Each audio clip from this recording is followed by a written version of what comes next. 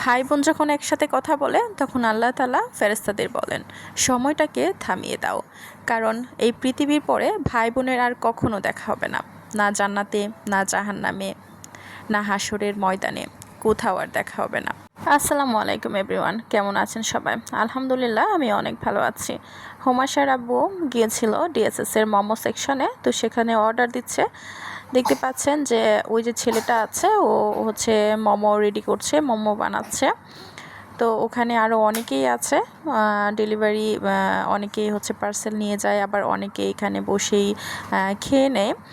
এখানে অর্ডার দিতে হয়, ইনস্ট্যান্ট হচ্ছে মোমোটা রেডি করে তারপর দেয়। আবার ওই পাশে হচ্ছে জুস সেকশন আছে, এখানে অরিজিনাল আখের জুস পাওয়া যায়, আরও অনেক অনেক জুস পাওয়া যায়, কর্ন পাওয়া যায়, পপকর্ন, যে যেটা লাগে সে সেটা অর্ডার দিয়ে নেয়। তো হুমাশার পছন্দ মোমো, হুমাশা হচ্ছে ডিএসএসে গেলেই মোমো খায়। সারাদিন এত ব্যস্ততার মধ্যে যায়, ব্যস্ততা আসলে কখন ভিডিও বানাবো, কখন আপলোড করব সেই সময়টুকু পাই না। কাজের ফাঁকে ফাঁকে যতটুকু সময় পাই সেই সময়টাতে হচ্ছে ভিডিও বানাই। আর ছোট্ট ছেলে আছে আমার, 1 বছরও হয়নি, রাতে অনেক ঝামেলা করে, কয়েকদিন ধরে জ্বর, শরীর খারাপ, ওর আরও বেশি ঘুমাচ্ছে না। তো সব মিলে আসলে এতটা হচ্ছে ব্যস্ততার সময় যাচ্ছে যে আমার নিজের যে শরীর খারাপ হচ্ছে সেটা আমি বুঝতেই পারছি না। চকলেট সেকশনে জাস্ট হুমাশা চকলেটগুলো দেখছিল। হুমাশা চকলেট খায় না, আর আমরাও হুমাশাকে চকলেট কিনে দেই না। অনেক গার্ডিয়ান বলেন যে আমার বাচ্চা চকলেট, চিপস, জুস এগুলো খায়, কি করব, এগুলো তো হচ্ছে আমরা ফেরাতে পারি না, এগুলো খায়ই ওরা, মানে কিভাবে ফেরাবো, অনেক টেনশানে থাকেন যে এগুলো ভালো না জেনেও খাওয়াতে হয় কারণ বাচ্চা খেতে চায়। আসলে দোষটা কিন্তু বাচ্চার না, আপনারা ফার্স্টে দিয়েছেন বলেই ওরা খাওয়া শিখেছে। যেমন হুমাশাকে কখনো এগুলো দেইনি, আর এখন একটু বড় হয়েছে, মাঝে সাঝে আইসক্রিম বা চকলেট, তারপরেও ডার্ক চকলেটটা দেয়া হয়।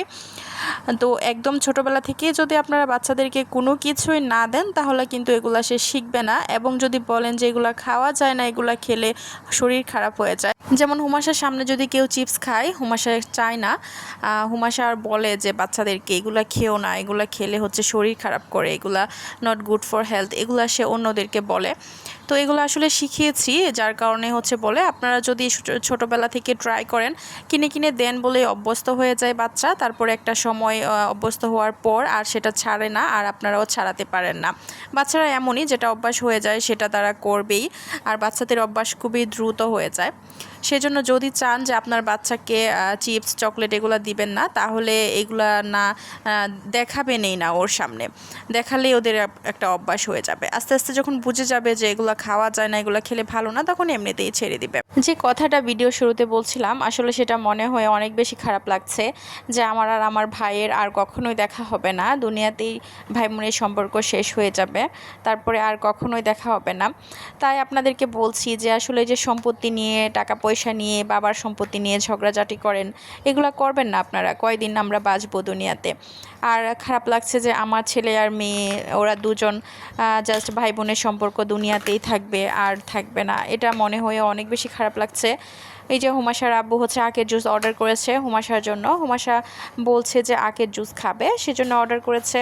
মোমো খাওয়ার পরে হুমাশার অনেক কিছু আবদার থাকে, যেমন মোমোর সাথে যে সসটা দেয়, রেড চিলি স্পাইসি সস, ওটা খাওয়ার পরে হুমাশার অনেক বেশি ঝাল লেগে যায়। তো ওটা খাওয়ার পরে ওর আবদার থাকে যে ও মিল্ক শেক খাবে, না হলে হচ্ছে জুস খাবে।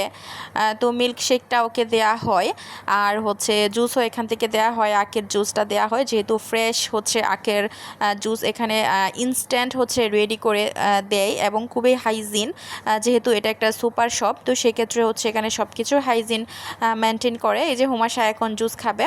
মেহমেদ তাকিয়েছিল জুস খাওয়ার জন্য, কিন্তু ওকে যখন দেওয়া হয়েছিল ও ট্রাই করছিল খাওয়ার জন্য, কিন্তু বুঝতে পারেনি আর খেতেও পারেনি। তো আজকের মতো এই পর্যন্তই, পরবর্তীতে আবারও কথা হবে। আল্লাহ হাফেজ।